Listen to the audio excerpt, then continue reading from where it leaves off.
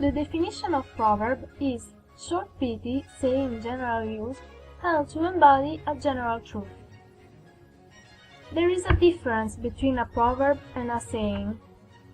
The proverb rarely is explicit in its meaning, for which you have to think to find it.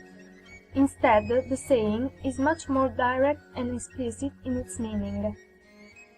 An example of a proverb very well known and used by our parents and grandparents is "Chi dorme non piglia pesci," where the meaning has nothing to do with sleep and fishing, but it does mean that anyone who does not undertake gets nothing.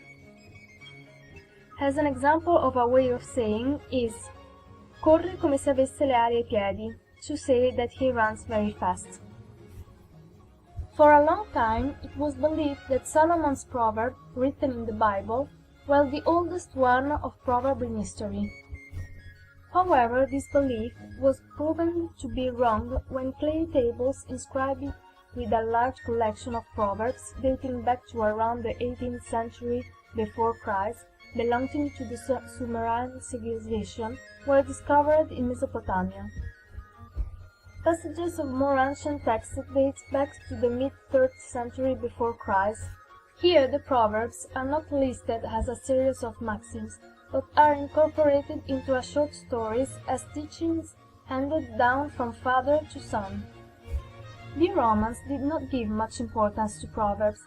Nonetheless, all Latin literature is rich in proverbs, particularly the comedies that bear witness to their everyday use, as in Plato's novels. The Greek poet Aratus and the Roman writers Plinio and Virgil wrote several proverbs about the earth and weather forecasting that are known still today, such as "Quattro Aprilante giorni 40", which mean that if there rain on the 1st April, it will rain for the next 40 days. The great humanist Erasmus of Rotterdam, in the first edition of his Adagia, put together 818 proverbs in a well-structured work. In the preface, Erasmus writes, "The proverb cannot be found in the street. Usually it is buried and hidden, so that to be able to collect it, we must find of all big, with infinitive fatigue." The Adagia was so famous that the Flemish painter Peter Brugger painted works of art depicting proverbs in picture form. The most famous are Netherlandish Proverbs and 12 Proverbs. We can see some details in the Netherlandish Proverbs, which scenes reminisce some proverbs such as "put the blue coats on the shoulders of the husband," that means to cheat, and "be angry because the sun reflection on the water," that means to have envy. In 12 Proverbs we can see 12 medallions divided into 3 lines.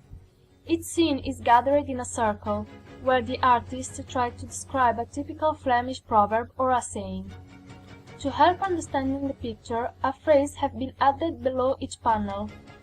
For example, in the first medallion in the upper left there is written, "Drink all the time, even being drunk, inducing poverty, disgrace the name, and lead to destruction." Thanks to their structure, rhyme, and assonance, proverbs are ideal for an oral transmission or form of knowledge. Many proverbs were used for habits of both religion and social life. Some of them are intelligible because they concern facts or anecdotes. For example, in Ivory Coast, a proverb of the Yu people says, "If he goes to his father, he has stopped going to his mother." This proverb determines a rule of law. In fact, in a polygamous society, a son leaves his mom's house when he no longer needs his mom's care, and so is ready to live with his father. The Tuareg, a semi-nomadic people of the Sahara, have a social proverb that considers the custom according to which the child follows the condition of the mother and of her family, and it says, "The belly holds the child." The Tigray has a proverb that states, "The inheritance to the son, the dowry to the daughter." This rule was used in Italy too up to the beginning of the last century. Women received a dowry when they married and just a small part of the family inheritance. With the recent interest for proverbs under the ethnological and folklore aspect, a classification and cataloging criteria has been developed. The easiest one are those that follow the following standards: alphabetical, objective, and mixed. In the first case, proverbs are arranged in alphabetic order, using the first letter of the definition or the meaning word. In the second case, proverbs are classified by subject or argument relevance. Instead, in the third case, the two other cases are unified, creating many features arranged in alphabetic order. The Treccani Encyclopedia seems not to be preferred this kind of classification because it doesn't take into consideration the morphological aspect that is as much important as the physiological aspect. This is the Treccani classification, which is good both style and context. Proverb Enigma. The most famous is the riddle of the Sphinx. Chi è che prima cammina con 4 gambe, poi con 2 e infine con 3?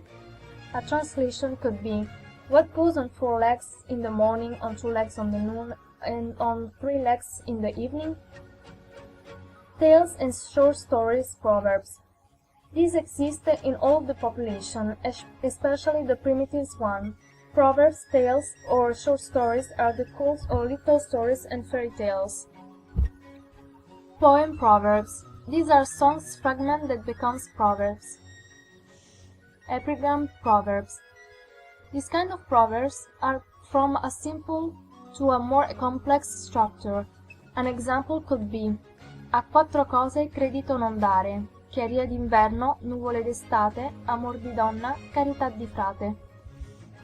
A literary translation could be: discount 4 things, bright winter, clothes summer, the love of a woman, charity of a friar. Discussed proverbs. This kind of proverbs consist in very short question and answers. Dammi il tempo e ti bucherò, disse il topo alla noce. A literary translation could be, give me some time and I will pierce you, the mouse says to the walnut. Blazon proverbs.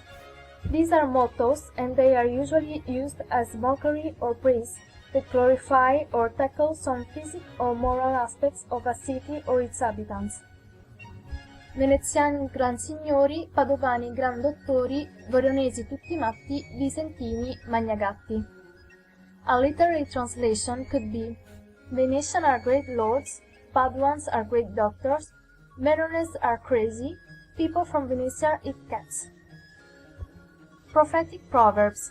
This kind of proverbs predicts the future according to the popular experience. Se sono rose fioriranno. A literary translation could be, if there are roses they will bloom. Antithetical proverbs. These proverbs use a contrast to state a fact. Molto fumo, poco arrosto. A literary translation could be, too much smoke, little roast. Canon proverbs. They are proverbs regarding customs, rules, regulations for different fields such as law, agriculture, hunt, fishing, commerce, economy, calendar, medicine, etc. Aria di fessura manda in sepoltura. In English, after dinner, rest a while, after supper, walk a mile.